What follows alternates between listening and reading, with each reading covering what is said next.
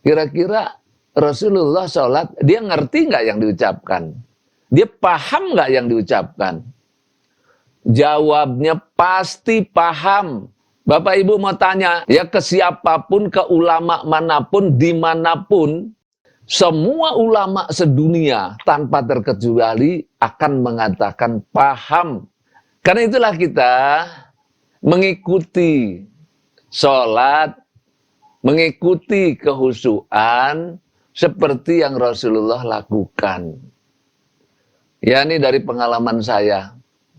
Pengalaman saya ingin sholat yang khusyuk. Wah, udah puluhan tahun dari muda nyari ke sana ke sini, nyari kemana-mana. Ya, nah kita cari dan kita cari. Nah memang ketemu sih orang ngajarin khusyuk tuh begini, khusyuk tuh begitu, khusyuk tuh begini, khusyuk tuh begitu. Dari 40 macam lebih yang saya pelajari, yang saya coba bertahun-tahun, para sahabat, ternyata saya lihat beda-beda, membingungkan. Akhirnya saya menyadari bagaimana ini cara sholat khusyuk, apa ikutin orang-orang yang 40 macam ini? Aduh, itu yang membingungkan. Nah akhirnya saya terus-menerus merenung. Akhirnya saya lihat bagaimana sih Rasulullah khusyuknya itu. Jadi cara khusyuk Rasulullah itu bagaimana? Cara Rasulullah itu khusyuk itu bagaimana? Jadi akhirnya saya kaji secara mendalam dan saya praktekkan. Akhirnya ternyata cara khusyuk Rasulullah itu caranya sangat sederhana. Jadi kita ingin meniru sholat Nabi, ingin meniru kehusyuan Rasulullah. Ternyata sangat-sangat sederhana. Sederhana sekali.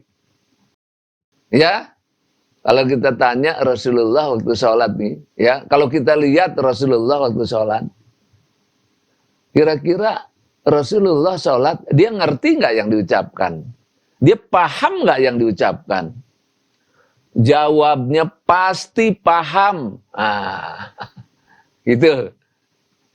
Bapak Ibu mau tanya ke siapapun, ke ulama manapun, ya ke siapapun, ke ulama manapun, dimanapun, itu kalau ditanya, Rasulullah paham nggak yang diucapkan dalam sholat? Semua ulama sedunia tanpa terkecuali akan mengatakan paham atau memahami. Nah, tuh pasti itu.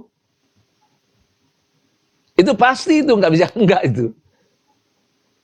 Nah kemudian kalau ditanya lagi, kira-kira Rasulullah itu menghayati nggak, menjiwai nggak apa yang diucapkan itu? Dia sangat paham akan makna yang dibaca itu. Sangat menghayati yang dibaca itu.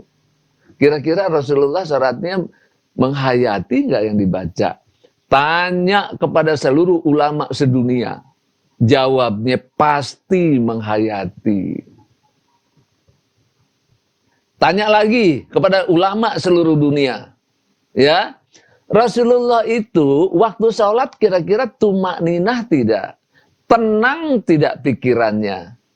Ya, pikiran Rasulullah waktu sholat itu tenang atau tidak? Paling seluruh dunia menyatakan bahwa Rasulullah Shallallahu Alaihi Wasallam itu sholatnya sangat tenang. Nah kalau gitu kita tiru yang itu.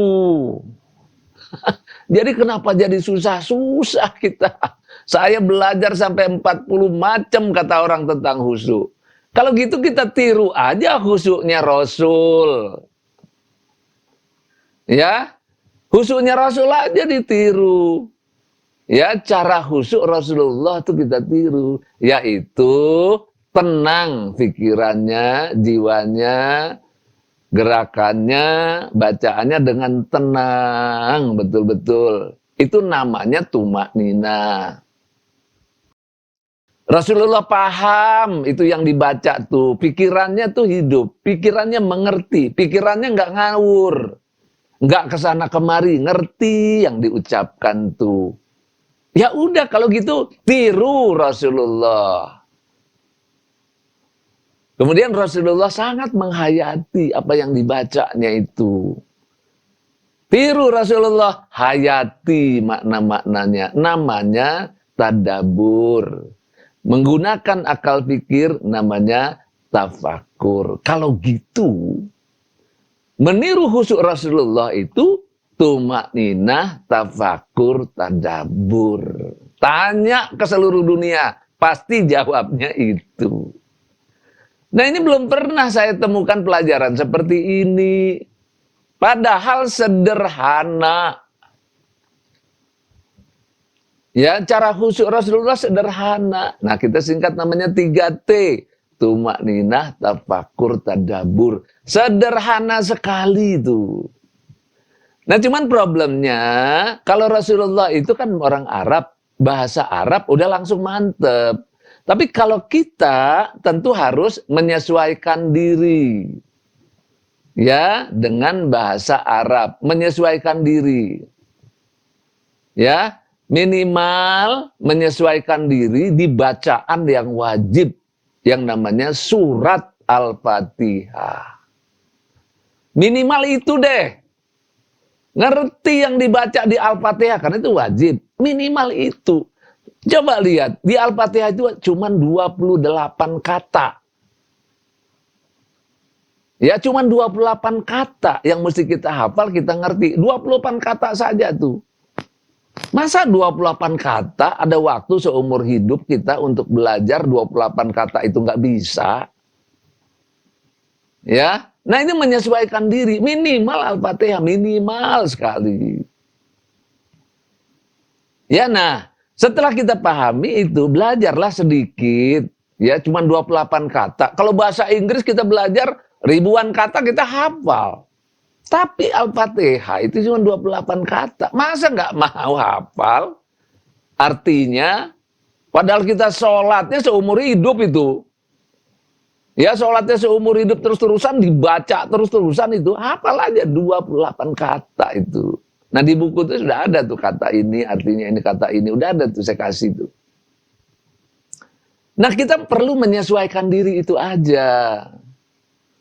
Nah setelah itu, karena kita ini memang sudah lama jiwa kita beku, pikiran kita beku. Nah kita coba latih untuk menghayati di luar sholat. Ya, dilatih di luar sholat. Karena itu belajarnya untuk menyesuaikan di sholat khusyuk 3T ini sederhana. TBP, nah, teori ilmunya. Ya, berlatih dan praktek keseharian. Ini aja. Yang mana tuh? Al-Fatihah aja dulu. Cuman 7 ayat. Ya, cuman 7 ayat. Sedikit sekali tuh. Dilatih. Kenapa? Latih menghayati. Latih menjiwai. Dilatih. Pertanyaan timbul. Pak Lukman ngelatihnya bagaimana tuh? Maknanya apa yang dihayati? Karena itulah saya buatkan itu. Ya, buatkan latihannya. Pakai audio. Ya artinya ada, maknanya ada, nah dilatih. Nah saya bimbing tuh berlatih dengan audio. Begini loh cara menghayatinya. Tuh dilatih sampai terjiwai. Nah itulah cara khusyuk Rasulullah. Ya karena saya udah 40 macam tuh. Ternyata ini gitu. Cuman karena kita malas belajar, nggak tahu artinya, nggak mau tahu maknanya, nggak tahu apa gitu. Malas belajar, nggak mau melatih diri. Nah itu persoalannya ada di dalam diri kita. Padahal sederhana tuh, sederhana. Ya cara khusyuk Rasulullah tuh 3T. Ya pikirannya tenang, jiwanya tenang, semuanya tenang. Dipahami dan dihayati. Udah. Nah kalau tiga-tiganya ini berjalan seiring dalam sholat, maka pikiran nggak akan kemana-mana.